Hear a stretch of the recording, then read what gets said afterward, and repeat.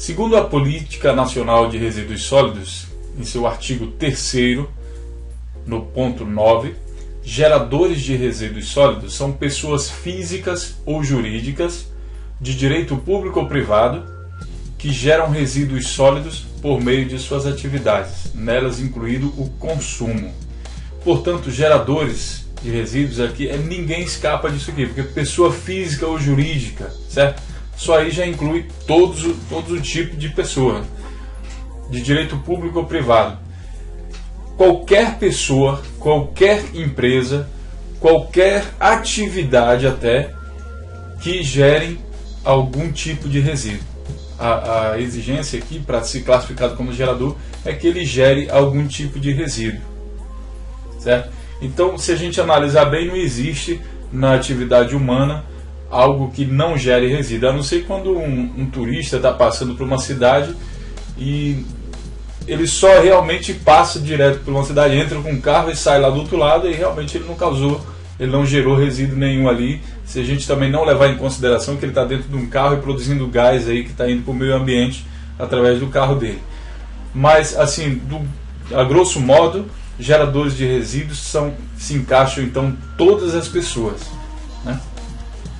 E gerenciamento de resíduos sólidos é um termo simples, fácil de entender, mas na verdade ele envolve uma área muito complexa.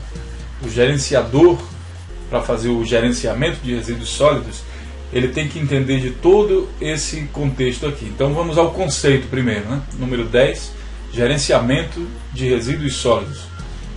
A Política Nacional de Resíduos Sólidos entende como gerenciamento de resíduos sólidos o conjunto de ações exercidas direta ou indiretamente nas etapas de coleta, transporte, transbordo, tratamento e destinação final ambientalmente adequada dos resíduos sólidos e disposição final ambientalmente adequada dos rejeitos, de acordo com o Plano Municipal de Gestão Integrada de Resíduos Sólidos ou com o Plano de Gerenciamento de Resíduos Sólidos exigidos na forma dessa lei. Em outras palavras, significa o seguinte, que pode ser reconhecido como gerenciamento somente quando as pessoas, ou a atitude, ou o conjunto de pessoas trabalham e, claro, que elas precisam entender de cada um desses pontos aqui exatamente como funciona, elas precisam entender isso para ser classificado como gerenciamento. Para ser um gerente de resíduos, para gerenciar alguma coisa nessa área, a pessoa precisa entender das etapas de coleta, como funciona o serviço de coleta da sua cidade, como é que ele pode ser melhorado, ele tem que ter noções de coleta em outras cidades, o que existe no mundo de moderno, como é melhor fazer a coleta, tem que saber de coleta seletiva, coleta não seletiva, quais as vantagens e desvantagens. Quando ele for falar em público sobre coleta, ele tem que entender muito sobre esse tema. E o transporte de resíduos não é somente colocar dentro do carro, dentro do veículo que vai transportar e levar de A para B, de um lugar A para um ponto B, não é isso. Tem que saber toda a legislação que rege isso aí, quais são as normas exigidas. Dependendo do tipo de resíduo, ele pode transportar de uma maneira ou de outra, certo?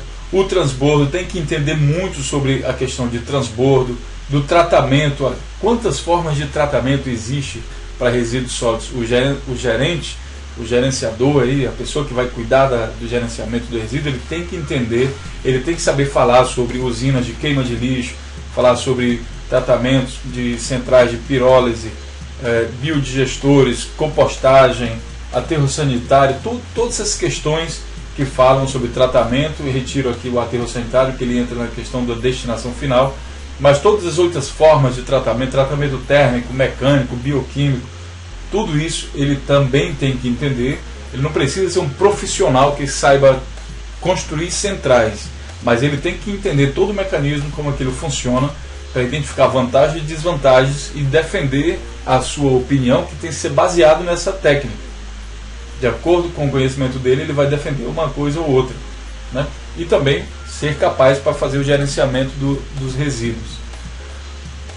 Da destinação final, ele também precisa saber muito sobre aterros sanitários, porque o cara que vai fazer o gerenciamento, ele é o responsável por aquilo ali, né?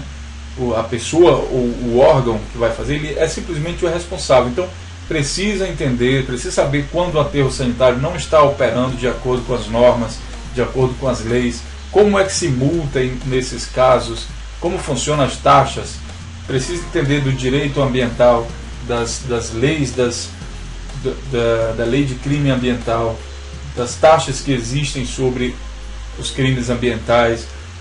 Enfim, é muita coisa que envolve a questão do gerenciamento de resíduos sólidos. Um curso, muitas vezes vocês encontram cursos na internet que são pequenos, eles dão uma noção assim muito, muito pequena mesmo do que é resíduos e gerenciamento de resíduos sólidos. Só para dar uma dica para vocês, essa questão de gerenciamento, uma pessoa só pode trabalhar no gerenciamento disso daí aqui na Alemanha, portanto em outros países também de primeiro mundo, quando ela fez uma faculdade, ou seja, uma universidade que dura entre 3 e 5 anos para se formar em gerente de resíduos sólidos.